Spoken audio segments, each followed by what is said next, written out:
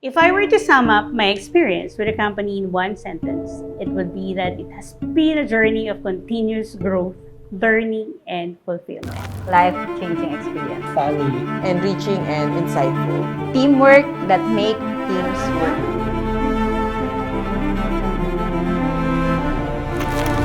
My journey at Hutchison-1 has been truly transformative. Here in H1, We don't just satisfy clients, We amaze them!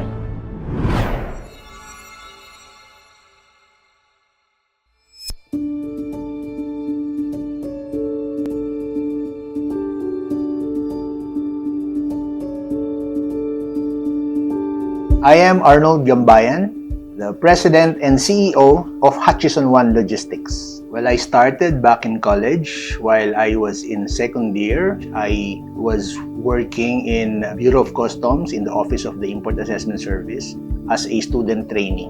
And while also studying, I was employed in Marine International, my first customs brokerage experience.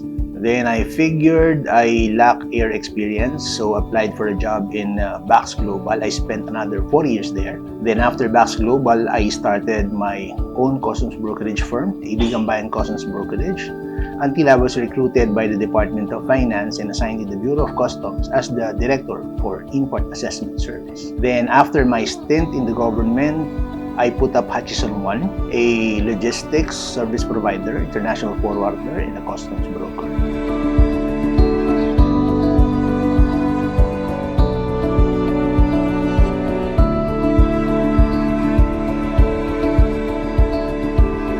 When I was still working in customs as the Import Assessment Service Director, I always encounter importers facing challenges in customs due to valuation, classification, or trade regulation issues.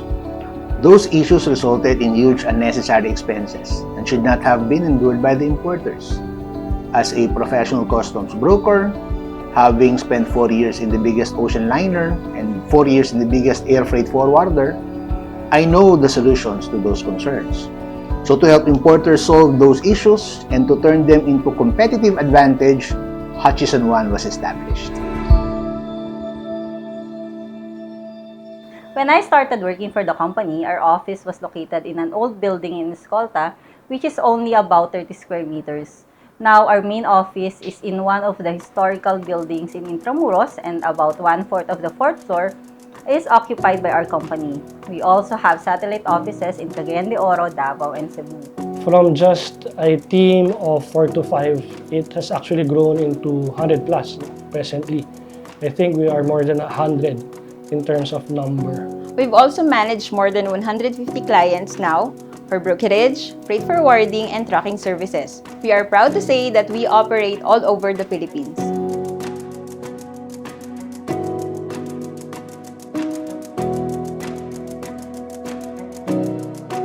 First and foremost, we offer import and export via sea and air freight forwarding. We can pick up or deliver your cargoes anywhere in the world. We also do customs brokerage, as 85% of our team are all licensed customs brokers. We do full container load deliveries. And as a professional customs broker, we do tariff and customs consulting. And of course, we help importers prepare and go through customs audit. So, a trade compliance specialist ensures fast, accurate, and compliant importation of goods via sea and air through these steps. So, the TCS first receives a pre-alert from the shipper with import documents. We check the veracity, validity, accuracy, compliance, and completeness of those documents. This usually happens right after the vessel or aircraft leaves the port of origin. So, the TCS then determines the correct AHTN or tariff heading to determine the rate of duty. This is also when we determine if the goods are subject to permits, clearance, certifications, or exemptions from trade regulating government agencies. The TCS, as a group of experts, prepares the computation of estimated duties and taxes. Then, we send this computation to the consignee so they can prepare the amount of duties and taxes that needs to be settled with the BOC. The TCS then prepares the goods declaration, which they will lodge with customs using a VASP or more likely known as Value-Added Service Provider. Next step is TCS files the entry through the Customs portal for BOC's assessment and review to ensure the final assessment of our shipments and enable the payment of duties and taxes. Simultaneously, the TCS secures the delivery order from the carrier or forwarder to enable the shipment to be released from the port or warehouse. Finally, TCS secures a gate pass to get the goods out of customs premises and closely monitor their safe and fast delivery to the consignee's warehouse. So through these steps, a TCS ensures that goods imported are compliant with all relevant laws and regulation, preventing delays and avoiding penalties. Our job as a trade compliance specialist in Air Team involves several key steps to ensure fast, accurate, and compliant importation of goods. So it all starts when we receive pre-alert documents. So pre-alert, by the way, is receiving of import documents like airway bill, commercial invoice, and packing list. We immediately check all the documents for accuracy, validity, authenticity, compliance, and completeness. If it lacks anything, if there is discrepancy, or if I find something wrong with the documents, I immediately notify the consignee for immediate revisions or corrections. After that, we will determine the appropriate tariff heading in the ASEAN Harmonized Tariff Nomenclature or AHTN and check if the commodity is regulated. If it is regulated, then we ask for permit or clearances. Then, we prepare the computation of duties and taxes and send the same to client for duty and tax fund preparation. As per our KPI, we will not lodge goods declaration once our client did not approve our computation. Then after that, we prepare and draft the single administrative document using our assigned value-added service provider or VASP. On the arrival or upon the manifest has been validated, the TCS performed the final checking of import documents and the draft lodgement and proceed to the lodgement of the goods declaration. The TCS files the goods declaration and supporting documents online through the BOC portal. The TCS submits the goods declaration and supporting documents with the assessment division of warehouses such as People's Air Cargo, Philippine Skylanders Inc. and Cargo House. So prior to filing, the documents need to be notarized. So once our goods declaration has been registered and finally assessed by the assigned customs appraiser, the TCS emails the final assessment notice and final single administrative document to the client for debit to bank. So after the duties and taxes are paid, the TCS proceeds to the release of the cargo. In the release procedure, our TCS ensure that the cargo is in good condition, and if it has any bad orders, so our TCS proceed to the claims department and claim for the bad order report. Once our TCS already loaded the cargo to our truck, it will be delivered to the final destination and we will secure the waybill as a proof of cargo receipts. That's how our procedures in air and how we release the shipment and the cargo to the client.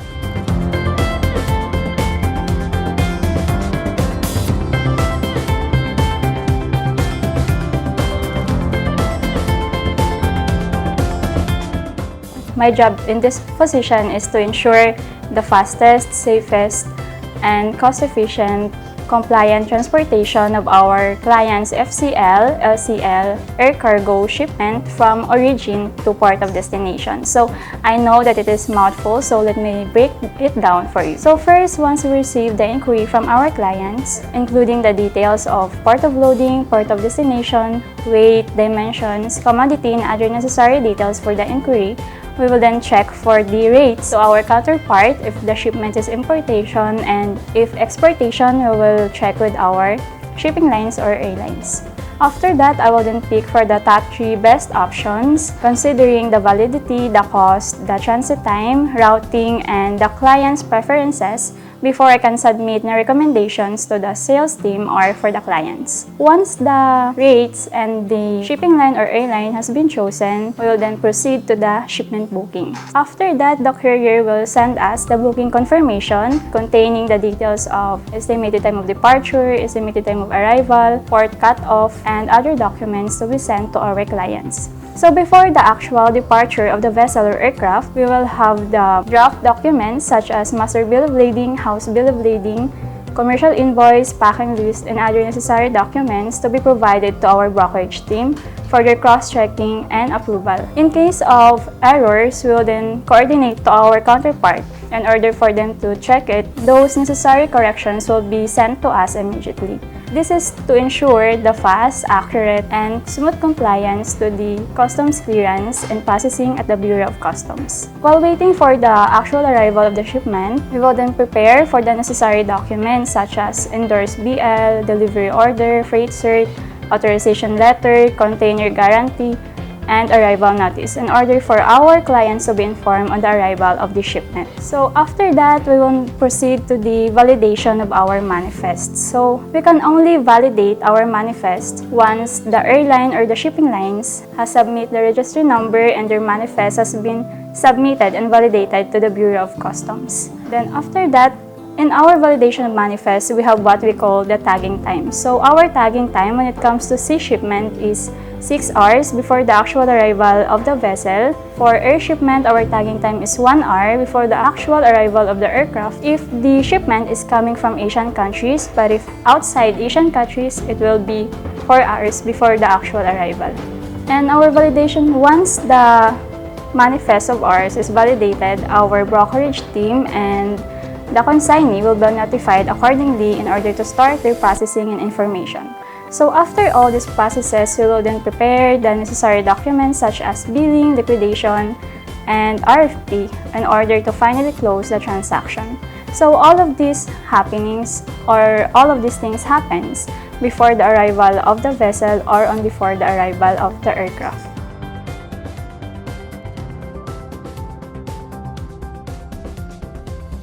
We read a lot. We monitor new laws, rules and regulations, orders, memoranda of all trade regulating government agencies. We relay this to our clients and help them comply to these changes. We can consider this consulting, which is one of the functions of a professional customs broker. One thing that is quite noticeable about the company is its culture of excellence, striving for excellence, making things possible, making impossible things possible. I believe in striving for excellence each and every day. Excellent work for today could be a mediocre job tomorrow. Hence, we always need to get better each day. Our belief, our vision, set our direction. Guided by integrity and excellence, follow the lead.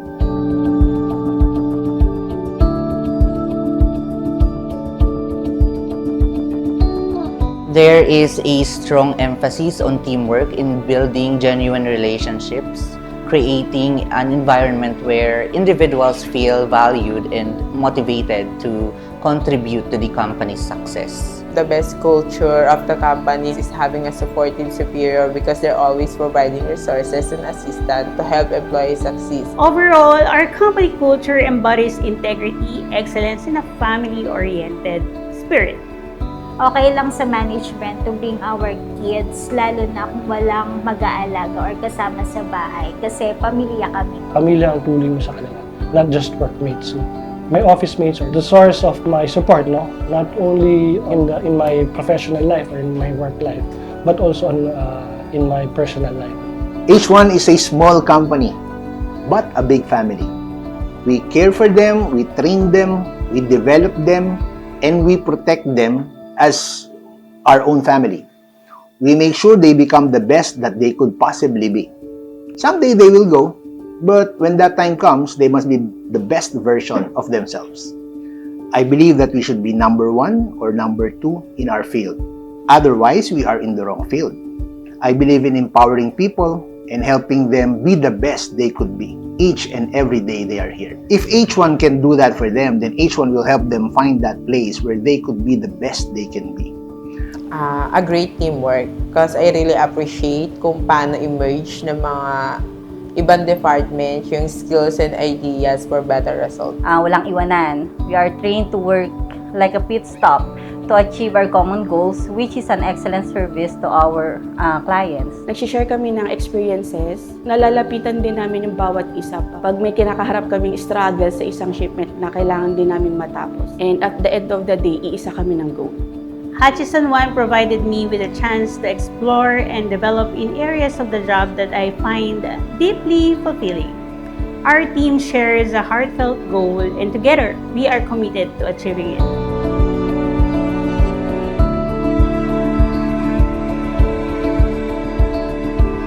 Our sales is continuously increasing yearly. So we are surprising our own record yearly, which has a great impact to our service.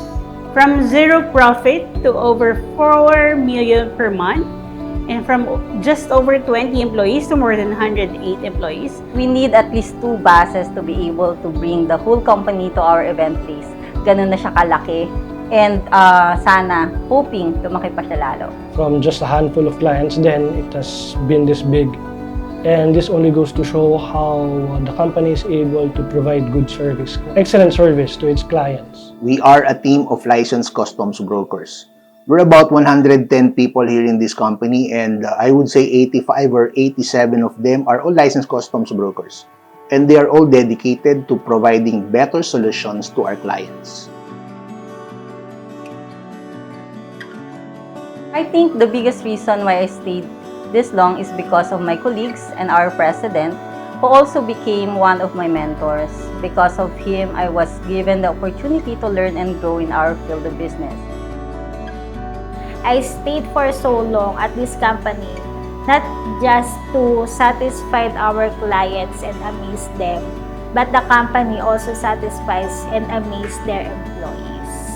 I think this will be my last job, and again, this is how comforting it is to be with the people I am with presently. I enjoy it here. I like the company, I like our people, I like our culture. I really wanted to see Hutchison-1 grow more, not just here in the Philippines, but also globally. Now, here's my advice to aspiring entrepreneurs that is looking to enter the industry. First and foremost, know and define what you want for your company. Have a clear vision. Determine how to get there and have a plan. Then stick to your plan. Monitor your performance against the plan and prepare for adjustment as necessary. Then take action. Be aggressive and persevere. Do not quit. When you get there, set the next bigger and better goal. Lastly, remember that your people is your best asset, the best and greatest asset. So take good care of them.